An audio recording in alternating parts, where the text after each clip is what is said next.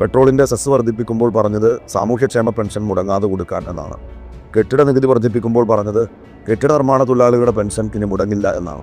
എന്നാൽ ഇതാകെയും മുടങ്ങുന്നത് കേരളത്തിലെ ജനങ്ങൾ കഴിഞ്ഞ 9 വർഷക്കാലം ഈ ഭരണത്തിൻ്റെ കെടുതികൾ അനുഭവിക്കുന്നത് നാം നേരിട്ട് കാണുകയാണ്. വന്യജീവി ആക്രമണം നിലമ്പൂരിൽ അതൊരു വലിയ വിഷയമാണ്. കഴിഞ്ഞ ബജറ്റിൽ അതിനുവേണ്ടി ആകെ നീക്കിവെച്ചത് 48 കോടി രൂപ മാത്രമാണ്. എന്നാൽ ഈ സർക്കാരിൻ്റെ 4ാം വാർഷികാഘോഷങ്ങൾക്ക് വേണ്ടി പൊടിപൊടിച്ചത് 100 കോടി രൂപയാണ്. ഈ ദൂർത്തിനെ നിലമ്പൂർ വിചാരണ ചെയ്യും.